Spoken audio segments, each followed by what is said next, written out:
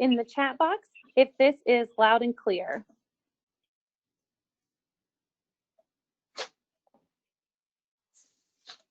Can everyone hear me okay? Somebody give me a thumbs up. All right, I got it. On that note, there is a chat box, so you are welcome to provide comments, questions, and concerns in that chat box. Please utilize it. Thank you for joining today's Enlisted Community of Interest webinar, and a special thanks to our guest speaker, Chief Bogdan. We're really excited to hear from you today, sir. As a friendly reminder, our webinars are hosted every third Wednesday at 1200 hours Eastern Standard Time, so please come back and join us in the future as well. A few housekeeping rules. Please make sure you are on mute unless you are intending to speak, and also please ensure your cameras are off so we can see Chief Bogdan and his slides that he is presenting today. Without further ado, I would like to introduce you to our guest speaker. Chief Master Sergeant Joe Bogdan is the Squadron Superintendent of the 60th Civil Engineer Squadron at Travis Air Force Base in California. In this capacity, he advises the commander on all issues regarding the welfare, readiness, morale, proper utilization, and professional development of 467 total force personnel across 18 different career fields. Chief Bogdan enlisted in the U.S. Air Force in February of 2001 as an electrical power pro production technician. He has served in various capacities to include combat communication support, aircraft arresting systems maintenance, and base emergency power system sustainment. He has also served at Defense Information Systems Agency operating location, powering joint communications operations to over 78,000 Pacific Command customers. He has served in a special duty assignment as the Readiness Non-Commissioned Officer of the Airmen and Family Readiness Center within the Readiness NCO career field. He has held multiple leadership positions with a diverse experience in disaster preparedness, readiness, deployment operations, and instruction. Prior to assuming his current position, Chief Bogdan was the Operations Flight Chief for the 52nd Civil Engineer Squadron, Spangdahlem Air Base, Germany. You can follow Chief and his leadership words of wisdom through the Llama Lounge, located on Facebook as a Facebook group, and also through his website, Llama Leadership Lounge. He also offers multiple podcasts. He has numerous assignments and major awards and decorations and many other achievements, but you can view all of those in his biography anytime after this presentation. It is being recorded and is available to you on the SAME Enlisted COI page. If you would like information on how to access this after the fact so that you can share it with friends and family or other airmen and military members in your community, please reach out. We're happy to provide that information. Without further ado, please welcome Chief Bogdan to speak on thermostat leadership, influential versus reactive. Chief, the floor is yours. Wow, greetings everyone. Wow, Amanda, thank you so much for that amazing intro. It truly means a lot to be introduced by an outstanding airman like yourself. Also, a huge shout out to Amanda and all of SAME for allowing me this opportunity to present this course. When she first asked me if I would be willing to instruct a course on leadership for SAME, the answer was 100% yes, without hesitation. Ever since I knew what SAME was, I've been a huge advocate and supporter, and I truly appreciate all the opportunities for growth that SAME provides to our engineer community. Now, as Amanda mentioned, I'm Chief Master Sergeant Joe Bogdan. I've been serving in the greatest Air Force known to man for about 19 years. Came in, like you said, a Power Pro technician in the civil engineer community. And I've been assigned to multiple types of units to include a couple communications units, as she mentioned. And, you know, believe it or not, sometimes some engineers can get sent out with the comm guys too. And that was a great experience for me. Also been part of Force Support Squadron while serving in a career broadening opportunity at the Base Social Services Center here at Travis the last time I was here, which was a great growth opportunity as well. I'm also an adjunct professor of leadership studies at Brandman University. And like she mentioned, I'm the Llama Leadership page. I run that page with some of my very close friends are active duty and retired. So, and we'll talk a little bit more about that at the end of the course. Now, I titled this course Thermostat Leadership. It's not a term that I can take credit for coining, of course, but it's something I've been honing for a couple of years, and I'm honored to share this with you today. Now, this lesson can be taken all together, or there might be components of it you can kind of take pieces of it, like a la carte style. There'll be parts of the course where I ask you for some participation. So you can either do so via the text box or speaking up, but whichever works best for you, whichever one you feel more comfortable with. What not speaking though, yeah, like as mentioned, if you mind, please keeping your mics on mute when you're not speaking to prevent some feedback. But otherwise, I truly hope you take something from the course. All right. All right, so see an image on the screen right now. I'm hoping you see it. It looks like a person that's in a little bit of distress. Have you ever worked in an environment where you felt like you worked extremely hard all day and every day, but at the end of each day, you don't know what you did? You might have walked into work with a great idea of about 6 to-do items on your list, and then you walked out with 20 and you didn't even get the 6 done. So for the first activity, I'm sure some of us can probably feel or at least empathize with that situation. For the first activity in the chat box, if you would mind writing just one word. What would be one word that would reflect how you would feel in that environment or how you felt in that type of environment?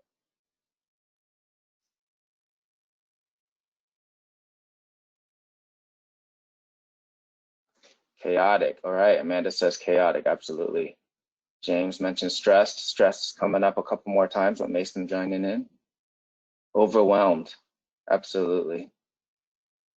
And Richard and Samantha both say overwhelmed. I think those are things that we could probably empathize with, that you'd feel overwhelmed when the walls just start caving in. You got all kinds of stuff going on. Deflated, says Cody, absolutely. Feeling a little bit demoralized and a little bit lost, as Edwards noted, and frustrated. Absolutely. These are all things that we'd feel, and I think all of us can kind of think that those are negative feelings, right? Those aren't feelings that you want to kind of live in. However, a lot of us are living in this environment on a regular basis. Okay. I call this the thermometer environment, right? The thermometer environment. Now, what are the characteristics of a thermometer? What does it do? A thermometer has a glass tube sealed at both ends and is partly filled with a liquid like either mercury or alcohol. As the temperature around the thermometer bulb heats up, the liquid rises in the glass tube. The gas tube is mounted on the blackboard as marked in units called degrees. You know, when it's hot, it starts to rise. When it's cold, it starts to drop. Now, we all have an idea of how this works, but in reality, if you could sum it up, we're talking about a very reactive environment. This is an environment that we are just constantly reacting in. And I think most of us have probably experienced something similar to that. Now, in contrast, this is an environment that we kind of want to live in. What is the job of a thermostat? A thermostat is set and it controls the environment it influences. A thermometer leader reacts to their environment, whereas a thermostat leader influences it. Now, is it possible to influence and control 100% of the time in every environment? That is just not true, right? It's not going to happen. There's things that occur, there's emergencies. However, there are things we can do to maximize our time as a thermostat leader, which maximizes our discretionary time. And that discretionary time is very important for any leader to try to maximize, right? So we can do what we need to do. So the question is, what keeps us in the thermometer environment? Love for you to join in on the chat box or chime in. What do you think are the reasons that keep us in this thermometer environment? Improper time management, says Sean. Yes. Amanda says ourselves. I love that answer because I think a lot of it is ourselves, right? We kind of commit ourselves to it. Overcommitment, says Cindy. Workload, complacency. Yes, those are two other big whys when it comes to a thermometer environment. Not asking for help. Yeah, maybe we don't want to be vulnerable, right? We don't want to ask for help. High tempo, yes, and focus on reacting, yes. Some of us might even be junkies to reacting. We love putting out fires, and we'll talk about that a little bit. I know Cody's in here, he's a firefighter, so those are things that he could probably relate to that. We want to feel value, yes. Sometimes we become this indispensable manager, so it kind of comes back to ourselves, right? So we just expressed a bunch of the whys we live in these thermometer environments, but we also earlier kind of talked about why the emotions that kind of come with that, the feelings that we get, and those aren't situations that we want to live in for a long time. It's not healthy for us, and it's not healthy for the organization. So knowing the whys, though, is not enough. We must know our whys as well as leaders. And a very important one is this one I'm about to put up on the slide. A paramount role of leadership is to minimize unneeded distress on those they are privileged to lead. I have discovered that leaders that understand this is a major why of their existence tend to lead the more effective organizations. It's not to eliminate all stress, by the way. It just says unneeded distress, because stress is needed to help people grow. So we don't want to get rid of it completely, but unneeded distress causes a lot of issues. Our jobs as leaders is to shepherd our teams from surviving to thriving. How many times you see people, it seems like they're just surviving the day, right? Our job is to help them thrive. So it's very important that we understand our why. I remember one time I was listening to a podcast and Joseph Gordon-Levitt, he's one of my favorite actors. He was talking about when he was a child actor, he was always getting yelled at by the director, and every time things weren't going well, the director just started losing his mind and started yelling at everybody. And he didn't really understand what was going on, but he figured that was just what directors do. He ended up becoming a director himself in his adult age, you know, so now he's a director and an actor. And he suddenly realized the whole purpose of a director is for when things aren't going right, is to help everybody go in the right direction, right? Otherwise there'd be really no need for a director. So it's a key principle that we need to understand. We're here to minimize the unneeded distress. JD says only seeing partial of the screen being shared. What are you seeing, JD? Are you seeing only? Yeah, Chief, it's like there's a slide within a slide there. Do you want me to go ahead and show the slides on my end? You can just tell me to change slides. Yeah, that would be great. Okay.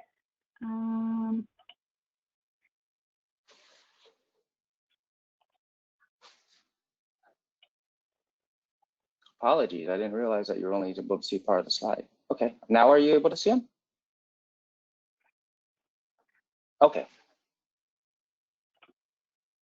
Okay, you just let me know when you want to change slides.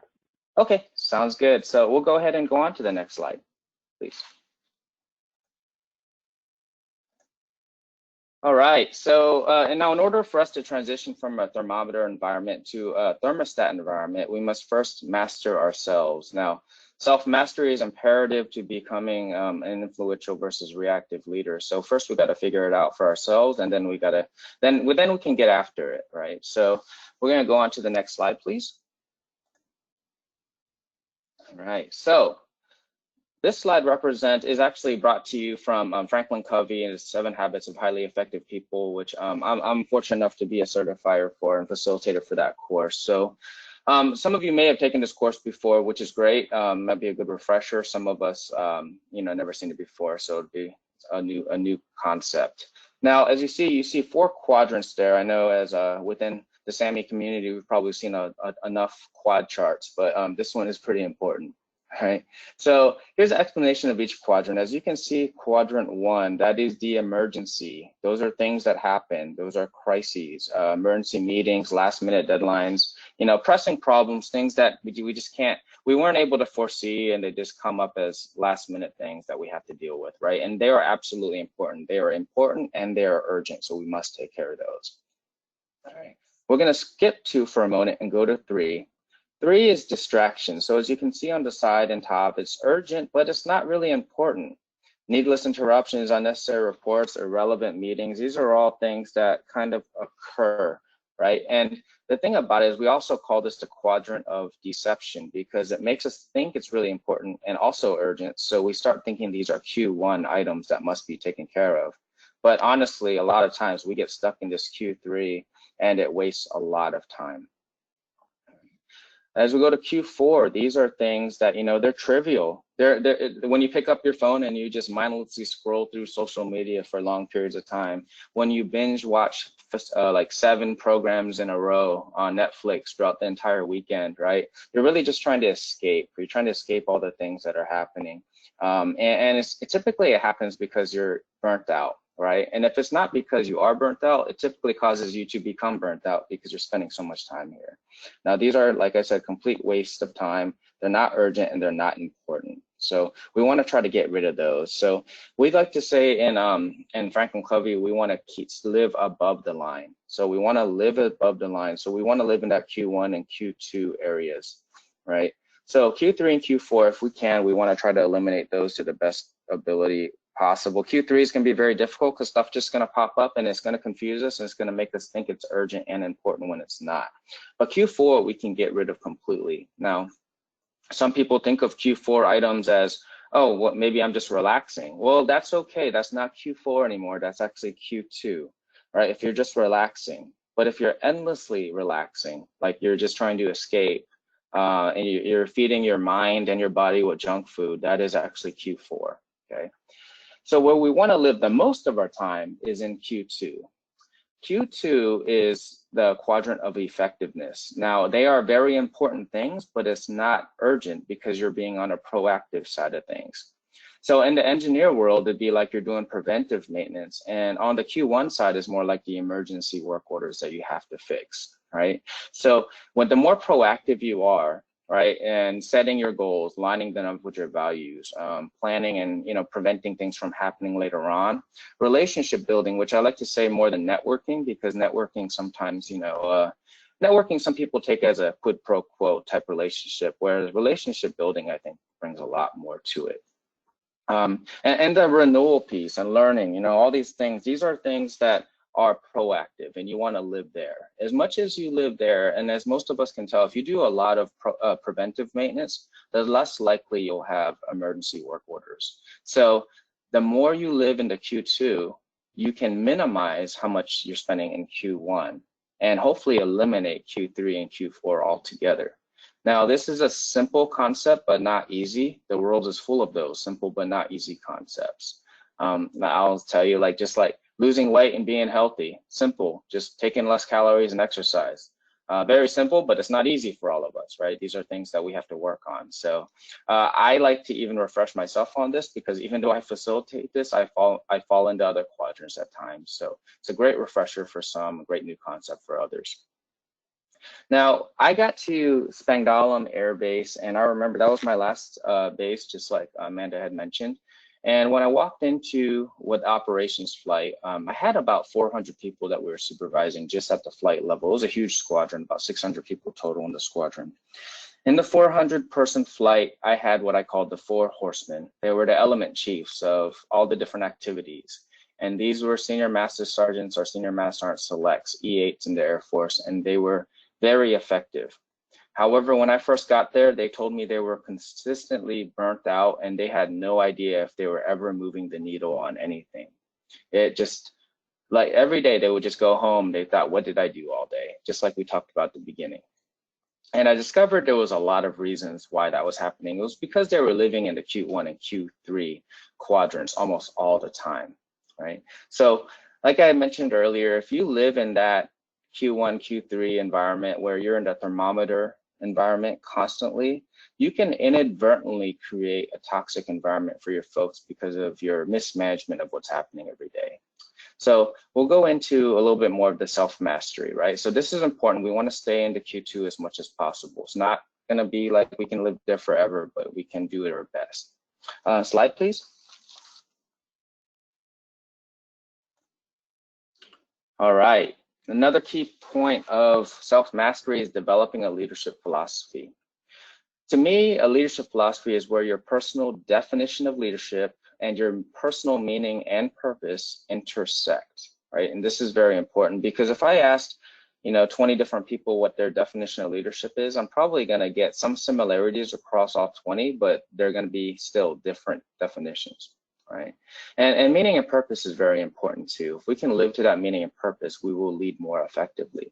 So I challenge everybody to develop their own leadership philosophy.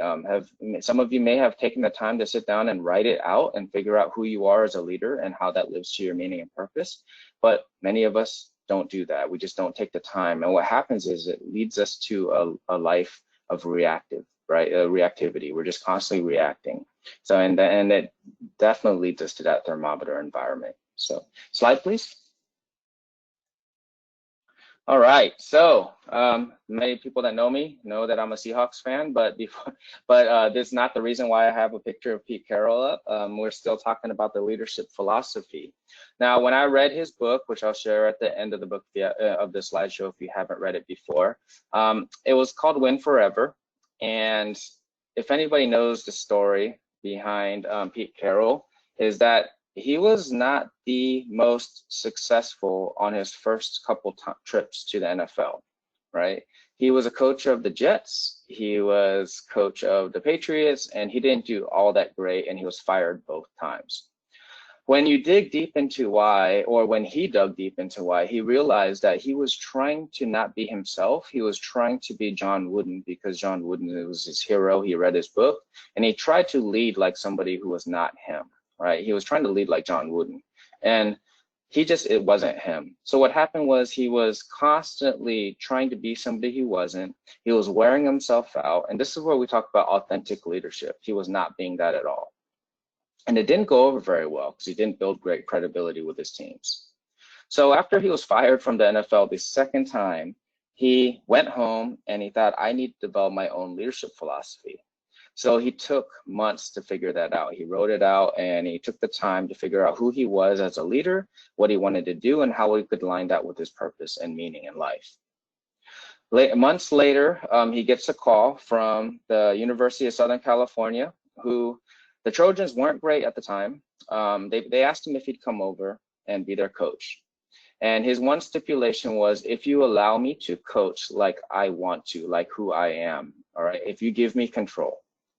They said sure, because we're terrible. You know, what could go, you know, what else could go worse, right? If we just let you do this, we'll just remove you, right? If it doesn't go well. So he took the job.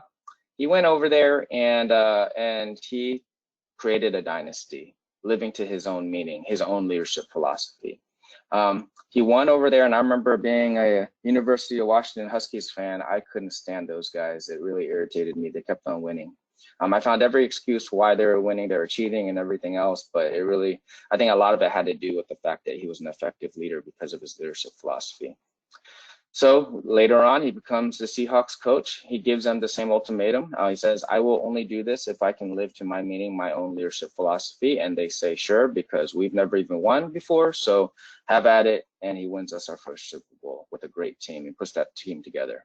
So that's just kind of an example of how having a leadership philosophy can be effective. Slide, please. So this is my leadership philosophy. Can you build on slide 1, please? Oh, 1 slide, please.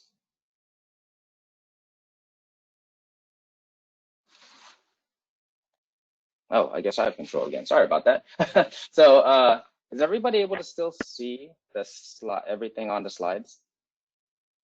Yes, I see. Develop a leadership philosophy with a pyramid. Is that what you see? Good. Yeah, awesome. And do you see the service at the bottom? I see. Yep. Now awesome. I do. Okay, awesome.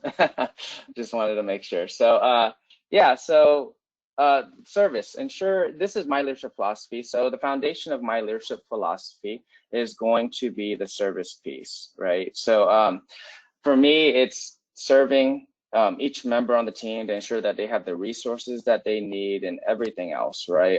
That might be professional development. It might be discipline. I think instilling discipline is also part of serving. So that is just vital, right? Slide, please. If I can ensure that I'm serving correctly and to the best of my capacity, right, I will start recognizing. That is the next component of my leadership philosophy, is recognize.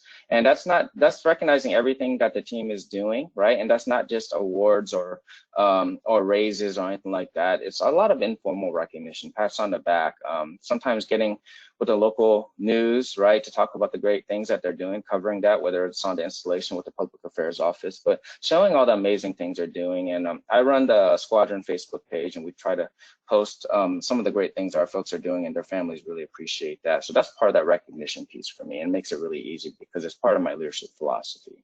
Slide, please. And if we get the service piece down, right, and I can get the recognition piece down, then it really just comes down to improving everything around me, improving myself, improving the people that I have the privilege to lead, and the entire environment. Slide, please. Because to me, this is one of my favorite mottos, better has no finish line. So even on my Chief's coin, it has these 3 components, because that is who I am as a leader, and I can take that to any organization. So I challenge you, I share this with you because I challenge you to create your own leadership philosophy if you haven't already ever thought about writing one down. It doesn't have to be a dissertation. It could be a couple of components. It's just something that you really want to kind of be able to capture and understand. And it really defines who you are as a leader, and something that you can explain to anybody in an elevator pitch, basically about who you are. All right, slide. All right, so once you figure out that self-mastery, and I say self-mastery loosely because we're always growing, there's things we can continuously improve, but once you do the best you can in those 2 areas, the next part is getting after it. So how do you get after it? How do you turn an environment that's a thermometer environment into what we would call a thermostat environment? Well, first you gotta observe, right? Just observe and note without judgment, right? Next, plan and prioritize. If you try and change everything, you will change nothing. So I've seen so many times where a leader comes in and sees everything's messed up, and they try to change too many things at once, and nothing sticks. In my mind, there's been many environments where I came in and I've said, the only time I don't see messed up stuff is when my eyes are closed, right? And I'm sure you've been in those environments before too. But if you try to change everything, you will change nothing. Right. The next will be to instill discipline, which is the accountability piece, which is very important. And then invest in that human capital, right? Develop a human capital investment strategy. And then finally review and adapt as needed, and back around the circle. All right, slide, please. First step, observe.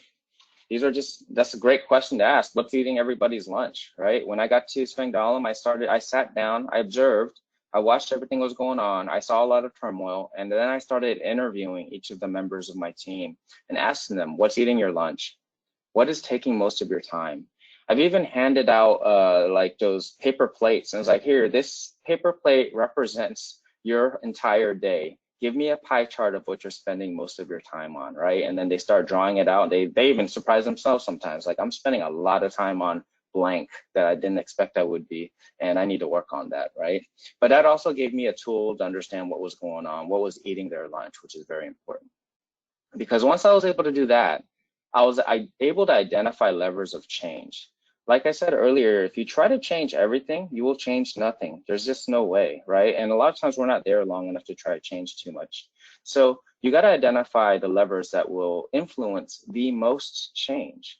And for me, when I was at Spangdahlem, it was the administrative stranglehold that had the team constantly living in that thermometer environment. They were not able to effectively do the things they were supposed to do as Senior Master Sergeant EH, leading, developing, and mentoring their E7 Master Sergeants to effectively lead the teams that they were responsible for, because they were constantly behind on admin tasks, whether that was evaluations or appraisals, whether that was decoration citations that people have earned, awards, whatever it was. They were always late, and they were always working to about 11 o'clock at night trying to get that done. And the next day something happened again. So we had to get a hold of that. Slide, please. So once I was able to identify what the issues were, we began to plan and prioritize. Now, when I went to the Senior Non-Commissioned Officer Academy, I remember going there and we had to develop a 100-day strategic plan, and a lot of people blew it off, thought, why would I ever have to do that? I will tell you the skills that you develop, and if you can learn how the principles behind a 100-day strat plan, it can be very beneficial, especially when you have to influence a change, right? So plan and prioritize, create a strategic plan. Now, there's some steps to this, and these are steps that have worked for me. First, you have to provide a lesson on lag and lead measures, and depending on where your team's at, you might have to explain to them what a SMART goal is, right? So SMART goal is specific, measurable, attainable, relevant, and time-based. However, we cannot stop there. It has to go a little bit further in, because people can develop SMART goals, but they still will not reach their goals, because SMART's only part of it. Part of it is developing and understanding a lesson on how lag and lead measures work. Now, lag measures tell you if you have achieved a goal. A lead measure tells you if you're likely to achieve the goal. Lead measures track the critical activity to drive or lead to the lag measure. They predict the success of the lag measure and are influenced by the team. So this is one that a simple one. We'll go back to fitness again. We talked about a little bit earlier is goal would be to get better shape. That's not exactly a SMART goal, but maybe you want to get in better shape, right? So the lag measure might be lose 20 pounds by August. You know, we're in June. It's possible. It'll be, you know, very, very intense to do that, but it's possible, right? So maybe your lag measure is lose 20 pounds by August. Now, the reason why we call this a lag measure is because by the time you get to the day, okay, August 30 is your goal. If you hit August 30 and if you lost 12 pounds, it's already too late. You've missed your goal, right? It's a lag measure. But a lead measure might be, okay, I'm gonna participate in time restricted eating and only eat within an 8-hour window, 5 days a week.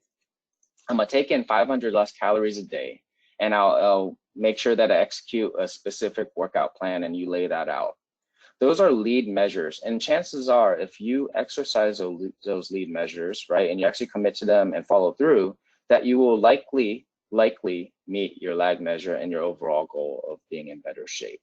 So these are things where I had to provide about 30 days ahead of time to each of my work centers what a lag and lead measure was, and I told them that I needed to come up with 2 to 3 impactful lag and lead measures, right? Two to three impactful goals that have lag and lead measures, and they had to present them in front of the rest of the team, right? And that was the accountability piece, right? I told them don't come up with 5, don't come up with 10, because if you do that, you're not going to meet any of them, right? But for the year, what are the 2 to 3 biggest things that you can influence, right?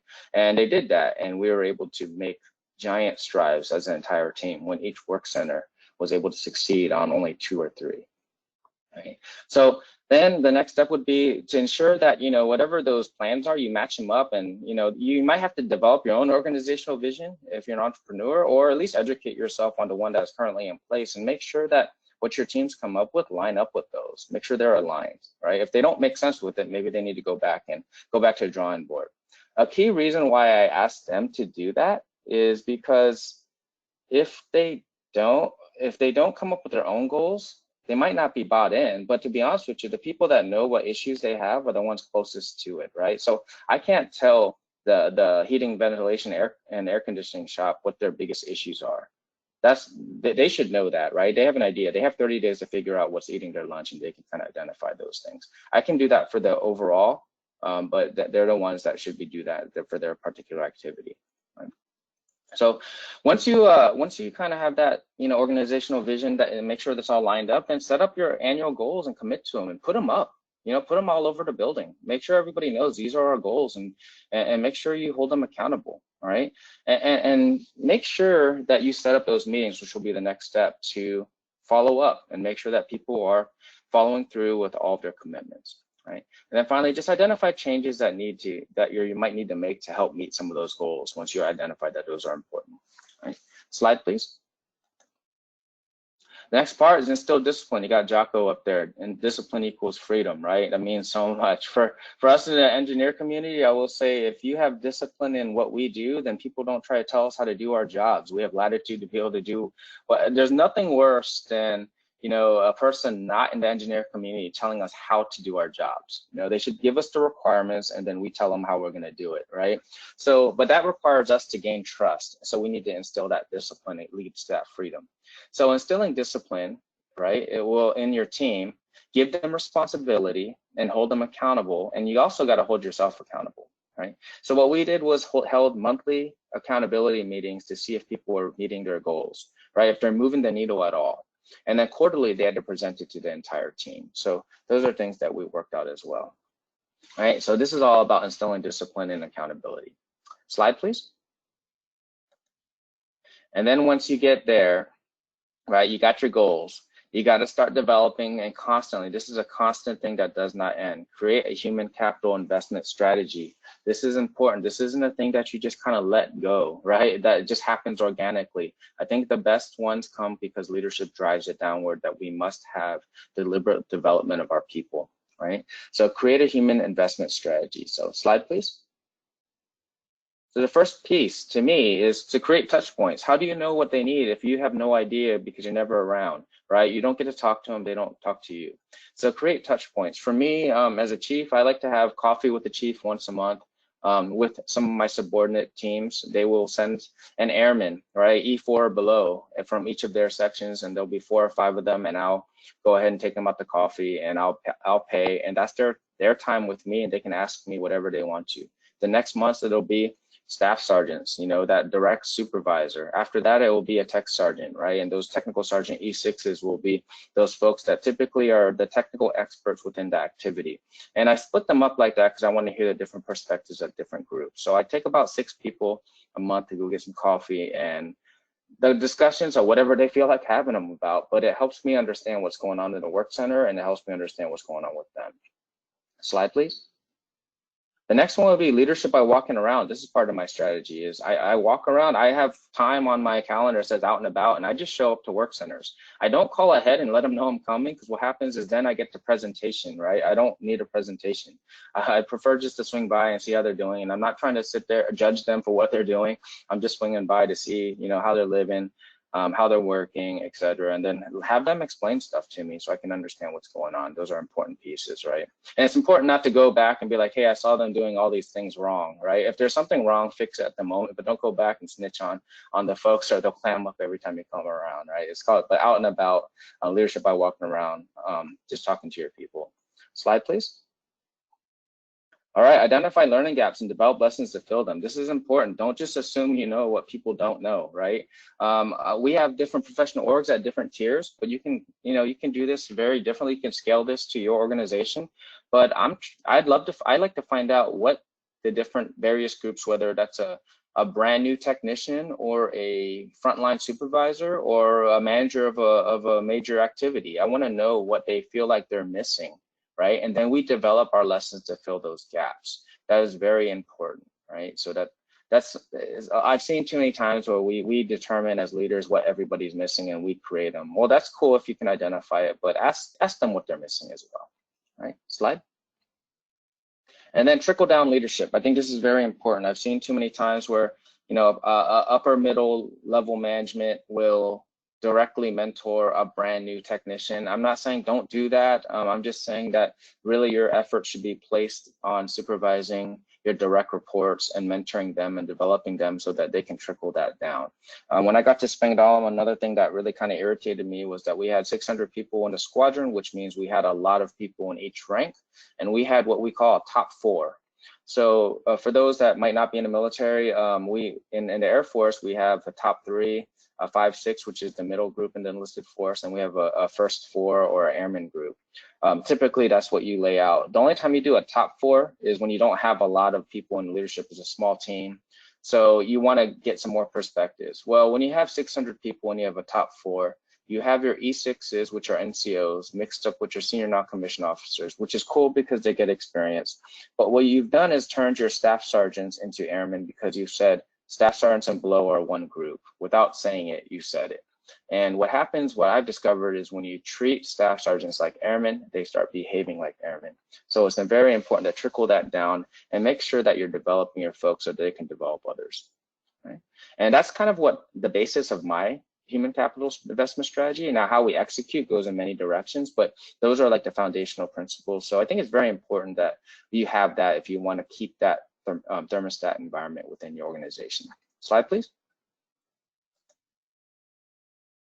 Then the final piece is review and adapt, right? I mean, there's review, see what's going on, get feedback from your teams, and see what you need to adjust, right? And adapt. Don't think that you can just keep this plan forever. There might be things that went wrong that you can adjust, but we got to have the humility and, you know, and also display the vulnerability to our teams that we're willing to change because we don't know everything. So review and adapt as needed. As leaders, it's our job to stay operationally relevant, but people focused. You have experts in various areas to keep the train running, so, and you're the orchestrator. So just review and adapt from that 30,000-foot view, right? And see what's going on and get some feedback from your folks and adjust as needed. Now, this might sound like this whole plan that I just went through was for, you know, a giant organization. That's not true. You can do this as a work center. You can scale this up and down as needed. Right. Slide, please. So in review, you know, just observe and note, no judgment, just observe what's going on, ask people, what's eating their lunch, find out what's going on, and identify some of those levers for change. Plan and prioritize, which is very important. If you try to change everything, you will change nothing. So identify those levers for change and approach those. The best lever will be able to influence many things. When we were able to get a hold of that administrative chokehold on the team, that freed up so much time. And I did that by putting very aggressive timelines in place. 60 to 90 days out before things are due. They thought I was insane. But once we did that, we had evaluations, appraisals, and all the other administrative fee turned in 60 to 90 days out. They had an entire holiday season to spend time with their families without working on admin. They had way more time to develop their subordinates. I saw senior master sergeants hanging out in their work centers, teaching them multiple different lessons on whether it was how to write an evaluation to how to be effective leaders, team building, etc. So they had more time, and then they really appreciated it. Instill that discipline. You have to hold people accountable. What gets inspected is what gets done. If you don't go back and check, then it's just not going to get done. Right? Invest. Human capital strategy human capital investment strategy is very important that we continuously do. And too many leaders see that as like a side dish. It's their side salad or dessert if they have time, but it should be part of your main meal, main plate. Right? And then review and adapt as needed. If you are not evolving as a team, as an organization, you are becoming irrelevant. Right? So slide, please. That's pretty much the presentation. Now, I know I kind of went over that pretty quickly. I hope y'all took something out of that piece. Like I said, you can take it all as one component, or you can kind of take that a la carte style. You might find something that you like. Maybe you just want to implement lag and lead measures in your team, or maybe you want to really focus on that human capital investment strategy. But those are just some things that you can do. And I'd love to open it up for any questions that you may have about anything we talked about or anything else.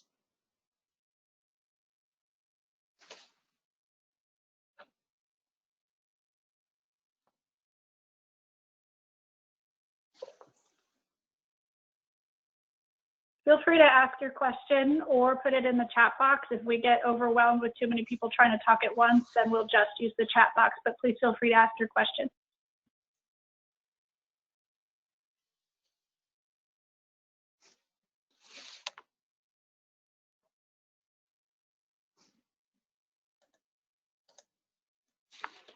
All right. Amanda asks, since I was an airman, I have learned leadership by walking around. That old crust master sergeant had a coffee cup he or she walked around with. I don't drink coffee, so I always walk around with my water bottle. I figure that doubles as stay hydrated, and let's chat. I think that's a great strategy, Amanda. Yeah, whether it's coffee or it's water or whatever else you might be, leadership while walking around. Now, a lot of times us in the engineer community, we're spread out everywhere. It's like I get in the car, right? So I do have to have my thermos with me to go around. But yeah, definitely, that's a great way to do it, Amanda. Yeah, as long as it's not beer before 4, depends where you're at. I mean, it's probably 4 p.m. somewhere. All right, Cindy says, great suggestion to take back to our offices. Loved authentic leadership and focus on live above the line. Thank you very much, Cindy.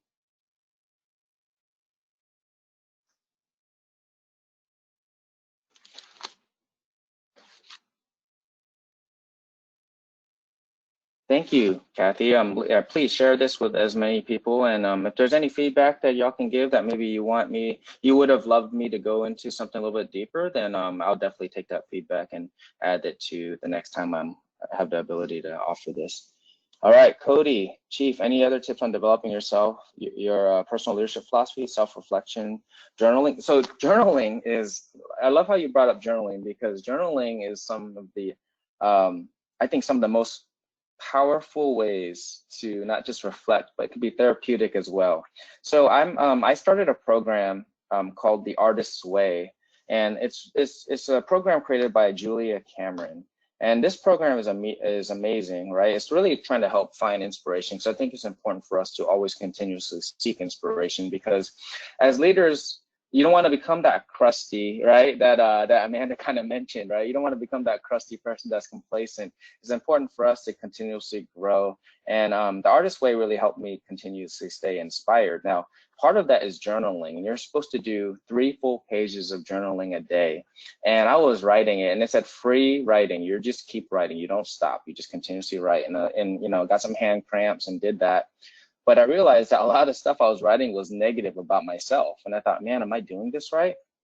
And I continued with the program, read it, and it said, hey, if you're writing negative stuff about yourself, it's okay because you're telling somebody. Maybe it's not some other person, but you're writing it down and you're getting it out, and it's removing that block from that development, right? From that development, from maybe from your own creativity. Well, now creativity can be translated into leadership, into all different kind of things. Maybe you are an artist, but journaling I think is vital, Cody. So I would recommend doing it. I hated doing it for a while, but then it became such a powerful tool. So that is one that I would say, continuously developing your leadership philosophy. I think really sitting there also thinking about what you really think leadership is, and don't subscribe to other people's versions of it. Really think, what is your definition of leadership, and what do you find your meaning and purpose in? And maybe that's hard to find. Maybe what do you find your joy in, right? What makes you happy? Because if you can align those together, typically you'll see your leadership philosophy start to develop. And it's not going to happen overnight. Maybe it'll take a little bit of time, but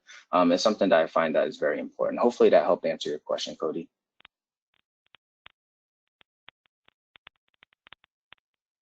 Chief, it looked like there was another question. What would you say are some good examples of lag and lead goals?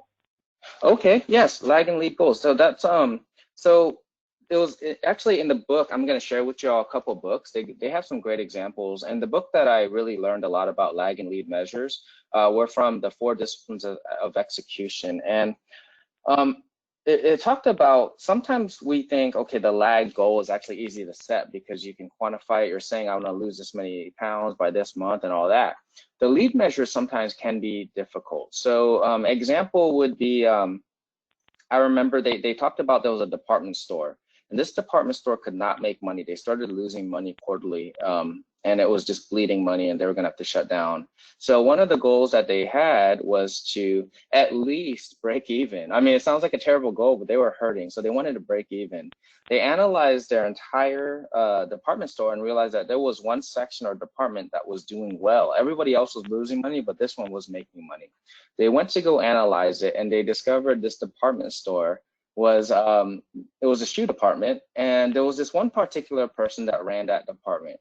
And when I went to go get shoes, she would bring me those shoes. I said, hey, can you bring me a pair of these in this size? She said, sure. She'd analyze what I was doing, the way I dressed and what I picked, and bring me 3 other pairs of shoes that were somewhat similar. And what happened was every time she did that, she ended up selling typically twice as many shoes as the person expected to buy, right? So she ended up, influencing them in a way that, bought more. So they kept on buying more shoes. And then also when they went to go sign up for, department store cards, do you want to sign up for one of these? And we always say no, because we don't want to take the time, even if we save 10%.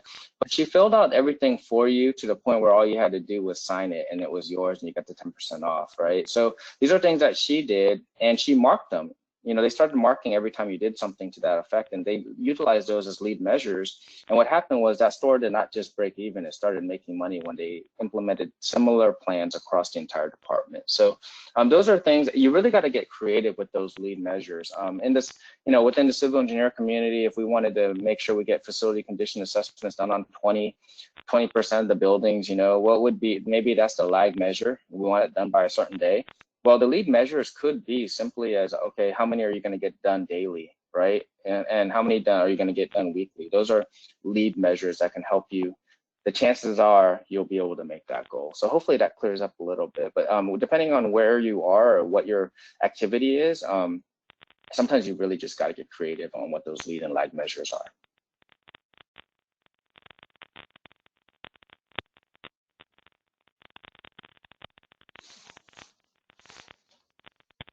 All right. So if there aren't any more questions, of course, if they come in, I'd be happy to entertain them. If you could go one more slide, Kathy.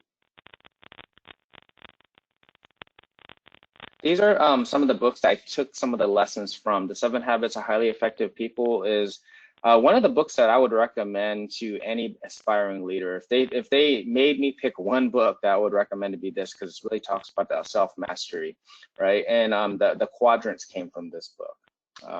The 4 Disciplines of Execution, that book really digs deep into the entire lag and lead measures and more. So there's a lot of great stuff, goodness in there. One more slide, Kathy. Another book is the Carroll Win Forever book. That one really kind of talks about the leadership philosophy and how important it is. And the 1 Minute Manager Meets the Monkey is a very quick read, and I'll tell you that ever since I read that book, I don't see life quite the same. It gives you ways to ensure that you're only doing your work and not everybody else's work. One of the things we talked about earlier is that thermometer environment. A lot of times we do that to ourselves because we want to feel important and we're doing everybody else's work for them. We think we're taking care of them by doing their stuff for them, and we don't even realize we're doing it. An example in the book would be, let's say Kathy is my boss and she gave me a project. I go to Kathy and say, I don't really know what to do next. Can you take a look at this and let me know what I should do? And Kathy has to go to a meeting. And she's like, oh, I don't have time for that right now, but can you put it on my desk? And I'll be back after the meeting and we'll talk about it. And I'll be like, okay, cool. So in essence, I just gave her work to do, right? And now I have nothing to do. So I go sit at my desk and start throwing a tennis ball up against the wall. She comes back from the meeting. I return to her. I say, hey, Kathy, did you get a chance to look at that? And now Kathy's like, oh man, I feel so bad. I didn't do that for you. I'm sorry. So now not only did I give her work, I became her boss, and she also apologized to me afterwards. The right method would be more like, before she goes to the meeting, she says, Joe, I need you to come up with at least 3 COAs and the pros and cons on the different, the next step of whatever you think you should do. When I come back, I'll help you figure out what's the best option. That does 2 things. It keeps me busy. She doesn't let me give her my work, and then also she might be able to identify that job's not for me, like I'm not quite there yet. So that book, 1 Minute Manager Meets a Monkey, has a lot of great principles in there that I learned from it, and it really taught me how to make sure that I'm doing my job and everybody else is kind of doing theirs. All right, and final slide, please. All right, and this is, as Amanda brought up at the beginning graciously, she allowed me to plug some of the websites. These are all nonprofit. We don't make any money off of everything. So the website, www.llama-leadership.com, that's where you can find a whole bunch of just articles written by leaders for other leaders on just various perspectives. We had one recently called Crayons. It was a great perspectives on diversity. And we have podcasts that go on there as well. Also our Facebook page, if you want to go visit that, Llama Leadership, and you can go ahead and hit like. You can either search it by Llama Lounge, or you can type in that long Facebook.com/Llama Leadership. And then we have a podcast that you can search on Apple Podcasts, Anchor, Overcast, and Castbox. And we talk to various people about anything that has to do with life, learning, and leadership. So really appreciate the time. Kathy, Amanda, thank you so much for this opportunity. Thank you, Chief. We really appreciate the briefing. It was really great, and we do plan to share it across the society. And like Amanda said, it is recorded, and we will be posting it on the Enlisted website soon, along with the slides. So thanks again, and thanks everybody for joining. Have a great afternoon.